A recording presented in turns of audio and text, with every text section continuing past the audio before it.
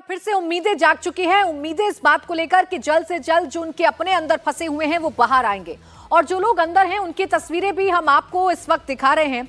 एक एक करके उन 41 लोगों की तस्वीरें जो अंदर लगातार 17 दिन से अपनी जिंदगी की जंग लड़ रहे हैं, अपने हौसले को बुलंद बनाए हुए हैं, अंदर मुश्किल हालातों में फंसकर भी वो लगातार अपने हौसले को बढ़ाए हुए हैं। उनसे लगातार बातचीत की जा रही है, संवाद किया जा रहा है, कम्युनिकेशन किया जा रहा है, उनके हौसले को बढ़ाया जा रहा है। साइकाइट्रिस्ट की मदद से भी उनसे बातचीत की जा रही है ताकि ये जाना जाए कि 17 दिन से अगर अंदर मौजूद हैं, अंदर बंद है मजदूर, तो ऐसा तो नहीं कि उनका मनोबल टूट रहा है। लेकिन अभी तक ऐसी कोई खबर सामने नहीं आई, और इसीलिए एक एक करके इन तस्वीरों को आप देखिए। वो तमाम मजदूर हैं जो अंदर बंद हैं, और इन्हें लगातार इनका जरूरी सामान मुहैया करवाया जा रहा है। इनको लगातार खाने का सामान उपलब्ध करवाया जा रहा है। तबीयत खराब हो रही है लोगों की तो दवाइयां पहुंचाई जा रही हैं।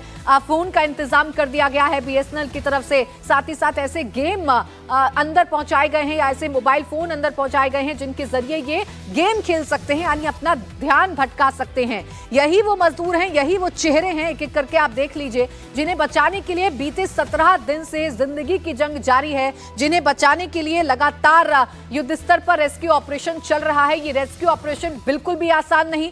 इस रेस्क्यू ऑपरेशन में जब लगा कि मजदूरों के पास तक पहुंच गए हैं रेस्क्यू दल, तब एक नई परेशानी सामने आई। ऑगर मशीन सबसे बड़ी उम्मीद समझी जा रही थी, लेकिन वो ऑगर मशीन भी फेल हो गई।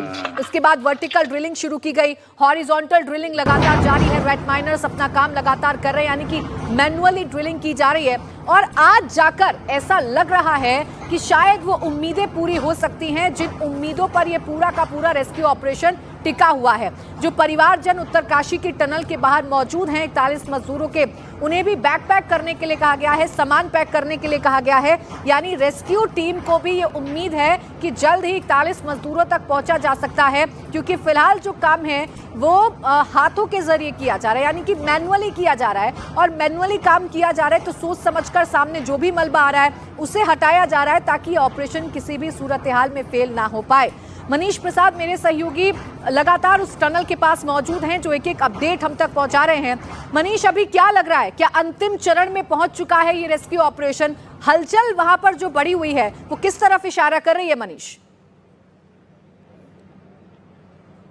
देखिए, पहले तो प्राची हम बता दें, जो वर्टिकल ड्रिलिंग का काम चल रहा था उसको अभी रोका गया है। उसकी वजह है क्योंकि अब मेन फोकस, क्योंकि 2 से 3 मीटर की वो चट्टान बाकी है जिसे काटने के लिए रेड माइनर्स जो हैं पूरी तेजी के साथ आगे बढ़ रहे हैं, और उनका नेतृत्व भारतीय सेना के जो सीनियर ऑफिशियल्स हैं जिन्होंने अटल टनल तैयार की थी वो खुद कर रहे हैं। कुल मिला के 12 की संख्या में है। अब अंदर यहां से तस्वीर जो हलचल तेज हो गई है, क्योंकि अब तैयारी है जो एम्बुलेंसेज हैं उनको यहां पर लाया जाए, और इसीलिए जो पैसेज है वो बिल्कुल क्लियर रखा जाए। इसी वजह से सबसे पहले एनडीआरएफ और एसडीआरएफ के जवान अंदर जाएंगे। जब ये पूरी तरीके से इसे खोद दिया जाएगा, खोदने के साथ साथ फिर उसके बाद जो मिट्टी पूरी निकाली जा रही है, फिर एनडीआरएफ के यही जवान जो सामने आपको दिखाई दे रहे हैं, उसके अलावा एसडीआरएफ के जवान, और उन्हें लाइन से तैयार किया गया है। करीबन 8 की संख्या में एसडीआरएफ के और 6 की संख्या में एनडीआरएफ के जवान होंगे, जो अपने पूरे गियर्स के साथ अंदर जाएंगे, कॉन्फिडेंस बिल्डअप करेंगे, और फिर उसके बाद वो बाहर करके एक एक वर्कर को बाहर लाएंगे। और इसीलिए एम्बुलेंसेज और पैसेजेस का जो रास्ता है वो तैयार किया जाए। अब से कुछ देर पहले प्रधानमंत्री नरेंद्र मोदी ने उत्तरकाशी टनल इस रेस्क्यू को लेकर खुद मुख्यमंत्री से बातचीत की है। अब यहां पर पूरा रोड तैयार किया जा रहा है, ताकि जहां पर मिट्टी जो निकली हुई थी या फिर पानी जमा हुआ था उसको सपाट किया जा सके, ताकि गाड़ियों की आवाजाही यहां से 45 किलोमीटर दूर चिन्याली सौड़ तक की जा सके। इसीलिए पूरी तैयारी की जा रही है। एक और बात, जहां एक तरफ तकनीक है तो वहीं दूसरी तरफ आस्था भी है।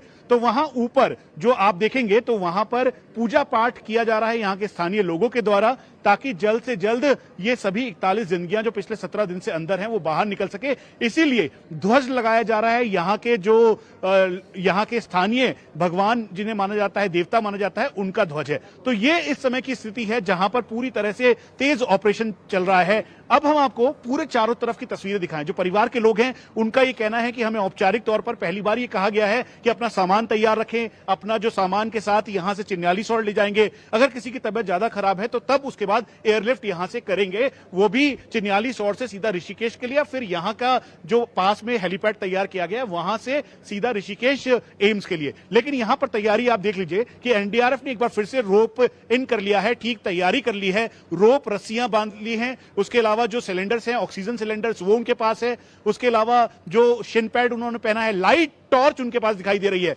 जो करीबन 7 से 8 की संख्या में अंदर एनडीआरएफ के जवान जाएंगे, उन सभी के पास लाइट्स मौजूद होंगी और इस बात का ध्यान रखा गया है। उसके साथ साथ ये जो पूरा एरिया है, क्योंकि एम्बुलेंस के आने का वक्त हो चला है, अब यहां पर करीबन 41 की संख्या में एम्बुलेंस जरूर बुलाई गई है, लेकिन हमें बताया गया है कि हो सकता है वो संख्या जो है एक एम्बुलेंसेस की वो कम भी हो, क्योंकि अधिकतर लोग पूरी तरीके से फिट हैं और उनको इसकी जरूरत नहीं पड़ेगी। लेकिन उसके बावजूद मेडिकल उनको, क्योंकि रेस्क्यू हुआ है, हर एक ऑप्शन पर काम किया जा रहा है। जहां रेस्क्यू ऑपरेशन के लिए इतने सारे ऑप्शंस तैयार किए गए, तो वहीं बाहर जब मजदूर निकलेंगे तो उन्हें कोई दिक्कत ना हो, इसीलिए ये सारी तैयारी की जा रही है। मनीष, लौटेंगे आपके पास।